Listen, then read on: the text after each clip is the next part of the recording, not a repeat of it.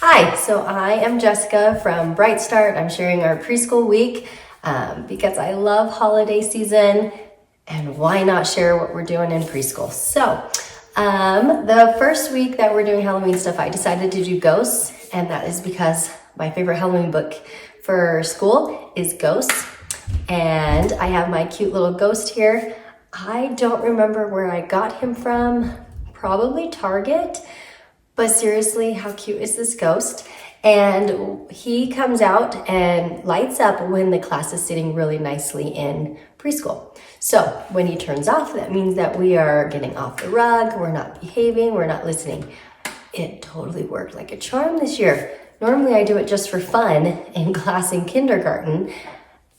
It totally worked so well. They were like, why is he not shining? Now he's shining. So very fun. With preschool, I only have time for three books for this week. And 2 of the books are our main books because our Friday book, we only have certain kids or only a few come on Fridays. So at the beginning of the week, I wanted to start with my favorite book, but I had some absences because of sick kids, which I really like that happened because now I had to change my plan and I started with this book. So if you have not read There Was an Old Lady Who Swallowed, these books are just so much fun for kids. They love it. I read them just for fun, especially every holiday. We always start with There Was an Old Lady Who Swallowed Some Books. That's the very beginning one. So they've already recognized her in this story. So we talk about how we've read a similar book by the author. And this time, what is she going to swallow? She's going to swallow a ghost. So that's this one. And I read this book to them. We talk about what might happen and why she might be swallowing things. And then we make a prediction at the end because the last one that we read was actually There Was an Old Lady Who Swallowed Some Leaves. And at the end of that story, it made a scarecrow. So I had the students remember what she made last time. And they were like, well, is she going to sneeze again? I said, I don't know. Let's find out. So we read it. We found out that she didn't sneeze that time. She crept as quiet as a mouse and she went to scare her friends. And that's how it came out, is she scared her friends. But then we talked about what she had as a message at the end was Happy Halloween. So that was this one. She didn't make anything other than maybe decorations and fun stuff for her friends to know that it was Halloween. So with this book, because I'm preschool, I have very limited time, but I was able to come up with an activity that we could do in preschool because that's my goal, is every book has an activity connected to it. And so with this one, since she swallowed a ghost, I thought it would be fun to make a ghost that we get to swallow. So how it worked is I just gave each kid a little dum-dum. My bag's not with me, but I gave all of them a dum-dum. They got to pick their own. They knew that they could not take it home, they could not eat it until they took it home and showed their parents their ghost. They each got a coffee filter thing. So much better than tissue paper. Don't use tissue paper. Tissue paper is not a good thing for this, okay? So I taught them how to do it, and they put it right on top. We pinched it on top of the dum-dum like that, and then we pinched it around, and then they folded their very own, right up there if you can see, pipe cleaner. So I cut a bunch of pipe cleaners, and I showed them how to fold it and twist it, and then I helped them push them down.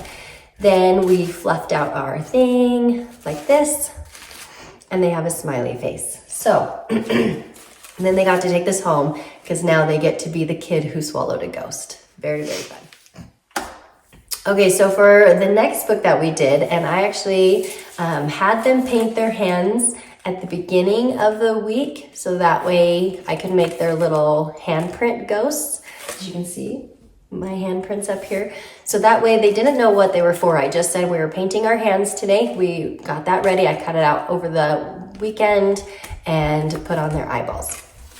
So then our next book was 10 Timid Ghosts. This is my absolute favorite book ever. I'm not kidding. This is the best Halloween book of all times. One, super fun to read. It is so much fun.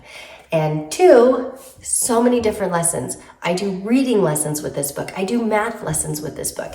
You can do STEM with this book. I mean, the options are just the best thing ever. So this book is one of my favorites. I have a unit that I have going to be putting on my Teachers Pay Teachers where you can print and have all the lessons that you need. Okay. If you subscribe on Instagram, then you get to know how I teach this and get help with the breakdown of that and my awesome tricks of teaching it. So we did this book next. It was so much fun.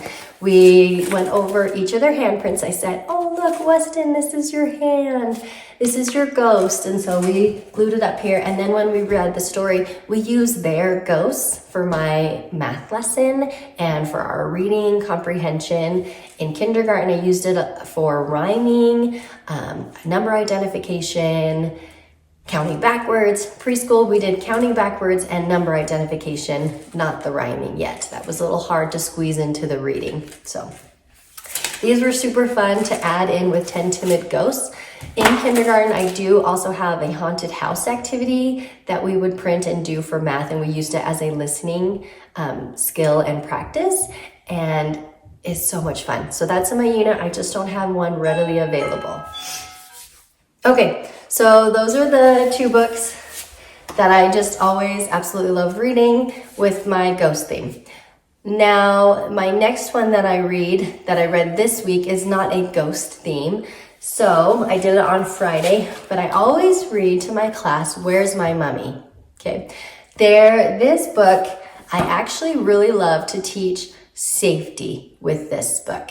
In this story, the mummy gets lost and he was playing hide and seek, and then mom was not there, and mummy takes off and goes looking for mummy. And in class, we always talk about, is that a safe thing to do? If you are lost and you can't find your parents, do you walk around trying to find them? No, we do not.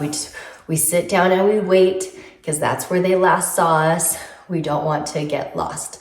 And how to talk to certain people that we feel could help us. So we talk about safety with this book. And so I always read this book. It's also a very cute one. We do inferencing. In kindergarten, we did inferencing, where we would take guesses about what the clues were. So we would make the sounds, and then we would guess which Halloween creature, character is going to make these sounds. So we do that one as well. In preschool, I did not have them try to guess who it was, because they're not going to guess glob, right? So very fun though, not quick read, but a very fun, nice read. We also talk about how each of these characters are getting ready for bed, and they keep telling Mummy, you need to go home, you should be in bed. And that's why we have bedtime. So then I also talk about importance of bedtimes and how we get ready for bed. So this is also a fun book for that routine. Okay. With that, I needed an art project, and in kindergarten, I've never done an art project with that. I just read it for fun and for our reading lesson. But in preschool, I was like, I have to have a mummy activity for today. So I'm very excited to share that I used my Cricut, but if you taught older grades, you could totally use, just print something where the kids cut out their own person, or gingerbread, right? That works too.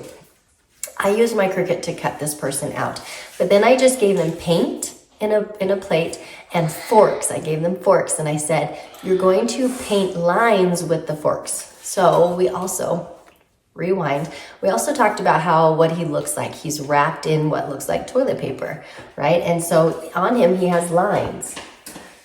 So in their art project, they're going to use the fork to make lines. So they dip the fork in the paint, and then they drew lines on. So they turned out pretty cute. Some of them got the concept, some didn't. This was a great learning opportunity, because I was able to combat one of the most frequent comments that I hear in class, and this was in older grades too. People would say, she's doing it wrong. They're doing it wrong. And you're like, whoa. This is an art project. There is no wrong way when it comes to art. In my opinion, an art project is based on that own individual artist. See? Okay, look at this one. This one was awesome. So good. What a good mummy. This one is cute mummy too. So this was a good moment for me to talk to my students and explain that when it comes to art, it is their own piece of work and there is no wrong way. Whatever way we do it is who we are and that represents us. So you can't go wrong with that. All right, so that was my very fun week of preschool.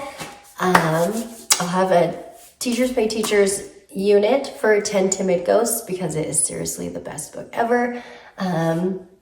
I also, in kindergarten with this book, we did a sequencing activity that I printed off of Teachers Pay Teachers. I did not make it. I printed it from someone else.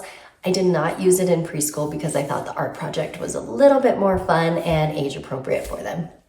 So, yay, happy Halloween.